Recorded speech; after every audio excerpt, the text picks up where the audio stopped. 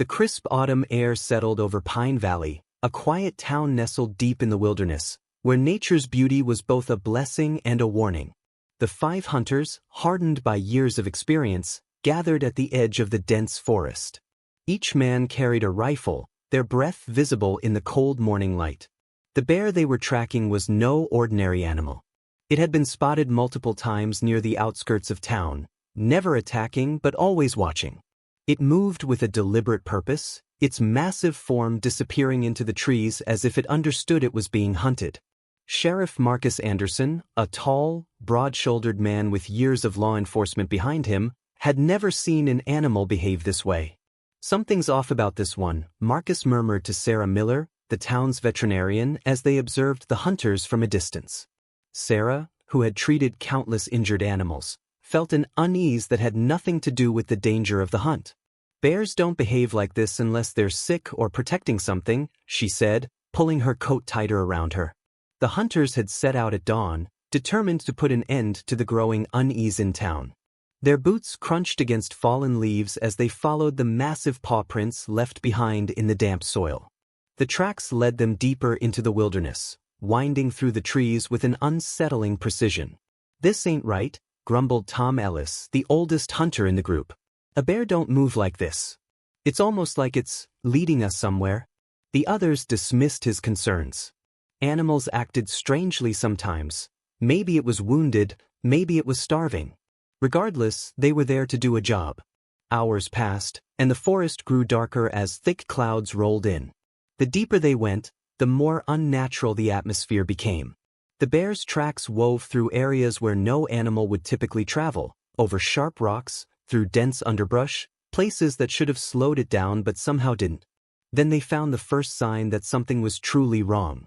Near the base of a large pine, the ground was torn up, as if something heavy had paced there repeatedly. Blood spattered the bark, deep claw marks raking the tree in long, furious gashes. But the strangest part was the way the prints circled the area, not in confusion, but with an eerie deliberation. "This ain't just some injured beast wandering aimlessly," Tom muttered, gripping his rifle tighter. "It's thinking." The younger hunter, Luke Dawson, scoffed. "Come on, you're making this sound like some kind of ghost story. It's an animal."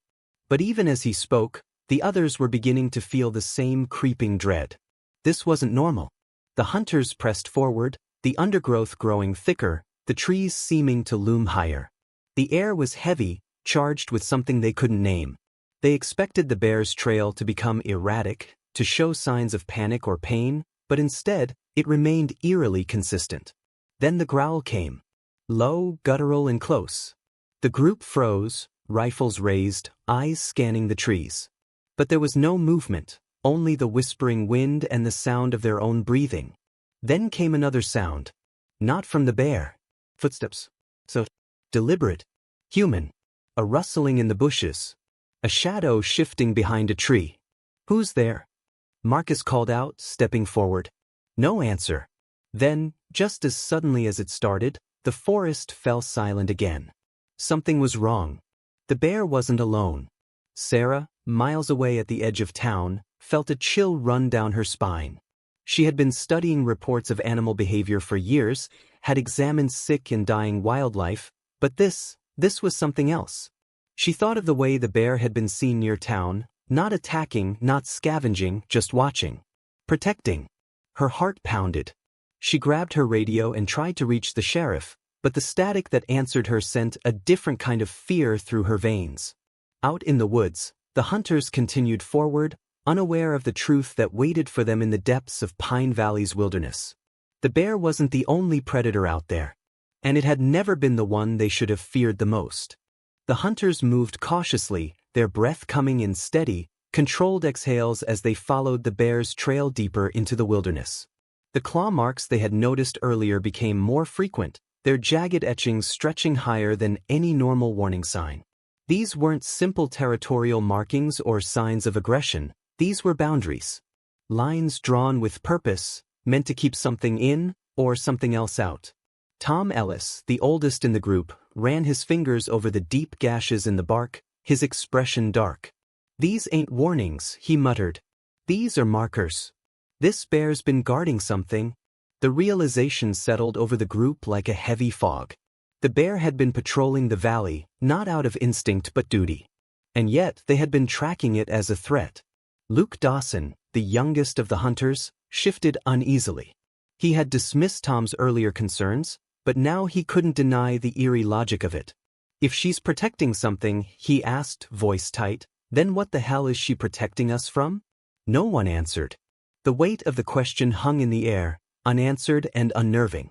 As they pressed on, the landscape shifted. The towering trees gave way to a vast clearing, the ground scarred with deep grooves and churned earth. At first, the hunters thought it was a site of struggle, a place where the bear had fought for its life. But then they saw the signs. Small, faded paw prints among the larger ones. A flattened patch of earth where something had once rested, warmed by the sun. A place not of death, but of life. This is where she raised her cubs, Sheriff Marcus Anderson realized aloud. A silence settled over the group as the truth became clear. This bear wasn't just surviving, she was leading the next generation, teaching them the ways of the valley, showing them how to endure. She was a guardian, not a beast to be hunted. Then came the realization that made their blood run cold. The attacks on livestock had lessened in recent months. Farmers had assumed it was luck, but now it made sense. The bear had been keeping something else at bay. Something worse. Something that had been watching from the darkness. And now, with the hunters closing in, the balance had been disturbed. A branch snapped somewhere behind them. The men spun, rifles raised, but the forest had already swallowed the sound. The air felt heavier. The valley, once silent in its autumn stillness, now thrummed with an unspoken presence. A low growl rumbled through the trees. But it didn't come from the bear. Marcus's radio crackled to life. Static, then a voice, Sarah Miller, her tone urgent. Marcus, listen to me. You need to get out of there. Now. Her words were swallowed by more static, and then something else. A deep, guttural sound, something inhuman, lurking just beneath the noise. Tom took a step back, his weathered face tight with something the others had never seen in him before, fear. We weren't tracking her, he whispered. She was leading us here. And in that moment, they understood. The bear hadn't been running. She had been making sure they followed. Because whatever had been hiding in this valley, whatever she had been keeping at bay, it wasn't afraid of them. It had been waiting. The hunters pushed forward, stepping into the clearing with their rifles raised. The air was thick, pressing down on them, each breath laced with something primal, an instinct that screamed at them to turn back. But they didn't. They had come too far. Near a cluster of massive boulders, the bear lay curled in the dirt, her heaving sides rising and falling with labored breath. Dark, matted fur clung to her massive frame, and when she shifted, they saw the wound, deep, fresh, and gaping across her side. Blood seeped into the ground, painting the soil in dark smears. Tom Ellis took a slow step forward, his grip tightening on his rifle. She fought something, he muttered. Marcus Anderson swallowed hard, his sharp eyes scanning the wound. It wasn't just any injury. This wasn't the result of a stray bullet or a careless wound from another bear. The gashes were deep, jagged, and too precise, claws, but not from an animal they recognized. She was protecting her cubs, Sarah Miller's voice whispered over the radio, laced with urgency. She had seen this before in other animals, in patterns that didn't belong in Pine Valley. But she wasn't here. She wasn't standing where the hunters were, staring at the aftermath of something they couldn't understand. Luke Dawson exhaled through clenched teeth. So what did this to her? No one answered. The bear's head lifted slightly, her dark eyes locking onto them. There was no fear in them. No panic. Just exhaustion, pain, and something else. A warning. She wasn't afraid of them. She was afraid of what was behind them. A sound ripped through the trees. Not a growl. Not a roar. A deep, guttural tremor that vibrated through their chests, rattling their bones. It was low, deliberate, something ancient and unnatural. The trees swayed without wind. The air grew heavy with the scent of damp earth and something else, something rotten. Then the forest moved. Branches twisted, groaning under invisible force. Leaves shriveled in seconds, curling and blackening as if scorched from the inside.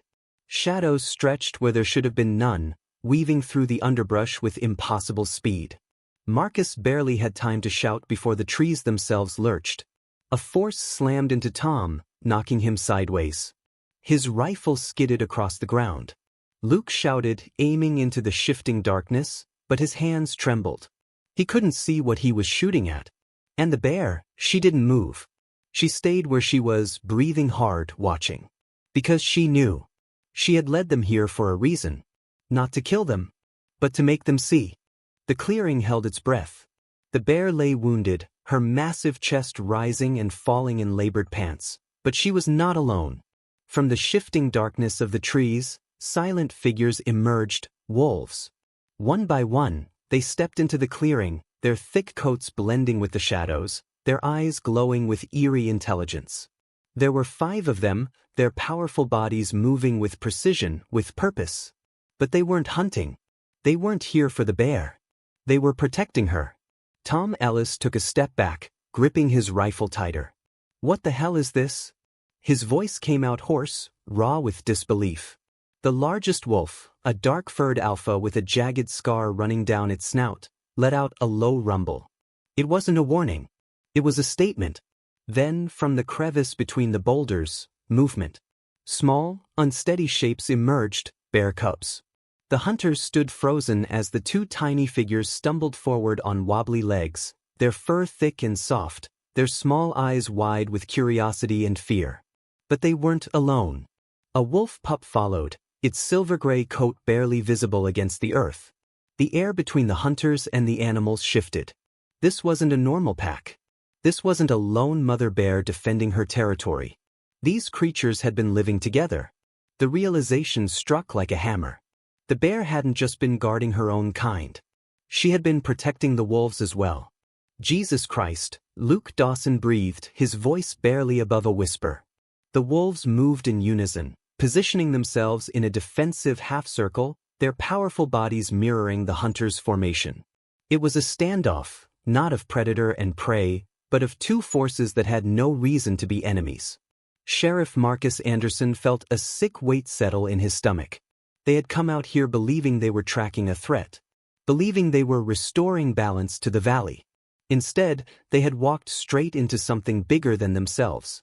A low growl vibrated through the clearing. The scarred alpha held its ground, eyes locked onto Marcus, waiting. For what? A decision? The bear shifted, her deep wound glistening with fresh blood, but she did not lash out. She did not charge. She was waiting too. The hunters had come to kill. Now they had to decide if they still would. The silence in the clearing was suffocating. The hunters stood rigid, their rifles still in their hands, but something had shifted. Their fingers loosened around the triggers. Their eyes, once sharp with the intent to kill, now reflected something different: uncertainty, disbelief, and a reluctant, dawning respect. The wolves did not lunge. They did not snarl or snap. They simply held their ground, their bodies a silent warning, their yellow eyes locked onto the men who had come to destroy something they didn't understand. Marcus Anderson swallowed hard, feeling the weight of his own ignorance press against his chest. They had thought they were saving Pine Valley. They had believed the bear was a threat, a wounded predator too dangerous to let live. But she was no monster. She was a guardian. And she was dying. Tom Ellis exhaled sharply and was the first to lower his rifle. He had spent decades hunting these mountains, had killed more animals than he cared to count, but nothing had ever made him hesitate like this. "Put him down," he muttered. "Ain't right?" Luke Dawson glanced at him, still gripping his weapon, his breath coming in fast, uneven bursts. "We came out here to take care of a threat?" "That ain't no damn threat," Tom cut him off, nodding toward the bear and the wolves. "Look at 'em." Luke did. He looked at the way the wolves stood, their formation tight, their bodies tense but not attacking. He looked at the bear, bleeding out, still watching them with those dark, exhausted eyes. He looked at the cubs and the tiny wolf pup, huddled together, small and afraid but alive. His arms felt heavy. Slowly he let the rifle lower. One by one, the other hunters followed. Marcus exhaled and grabbed his radio. Static hissed through the speaker before he pressed the button. "Sarah," he said, his voice rougher than he expected. "We need you." No. The pause. Then Sarah's voice, crackling with concern. "Marcus? What's going on?" He glanced at the bear, at the wolves, at the strange and impossible truth that had unraveled before him. "We were wrong." Word spread fast. By the time Sarah arrived with her medical kit, the town was already buzzing with murmurs of what had happened in the forest. Farmers who had once blamed the bear for every missing calf and trampled fence suddenly began to talk, to think. Hadn't there been fewer attacks on livestock since she appeared? Hadn't the valley felt safer?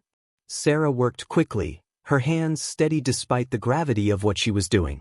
The hunters helped, pressing down on the bear's wound, keeping her still as Sarah cleaned it.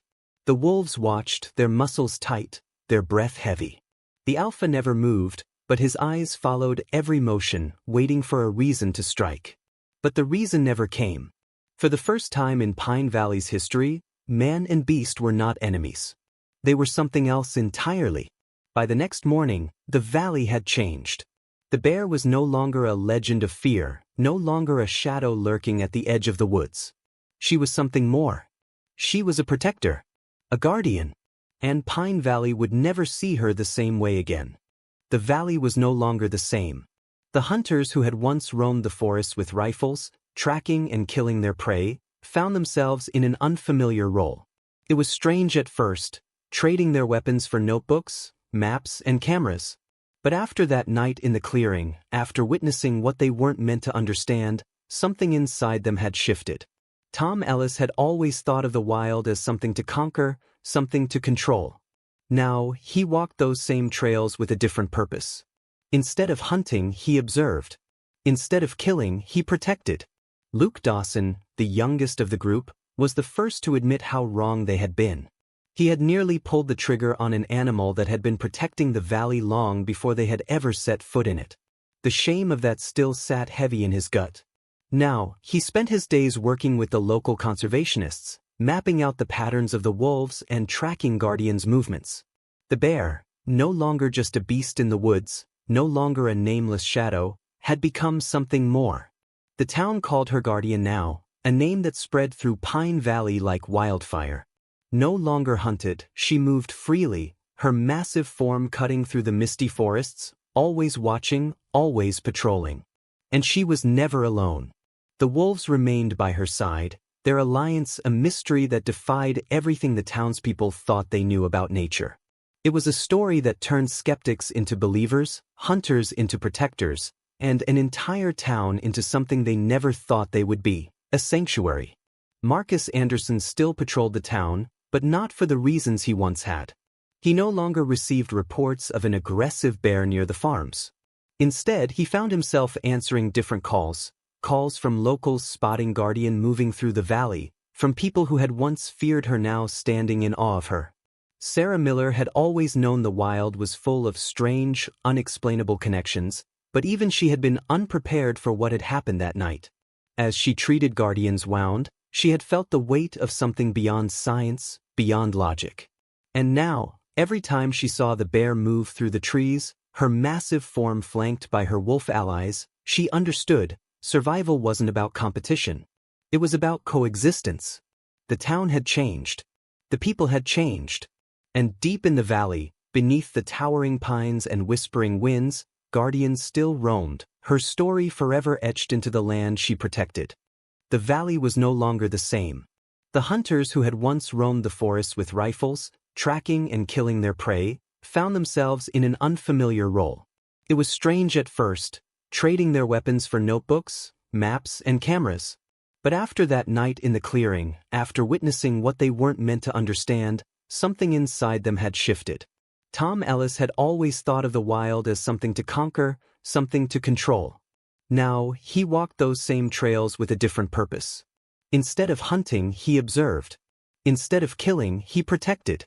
Luke Dawson, the youngest of the group, was the first to admit how wrong they had been.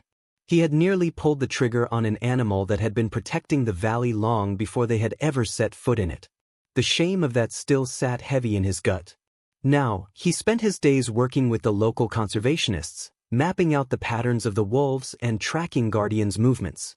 The bear, no longer just a beast in the woods, no longer a nameless shadow, had become something more. The town called her Guardian now, a name that spread through Pine Valley like wildfire.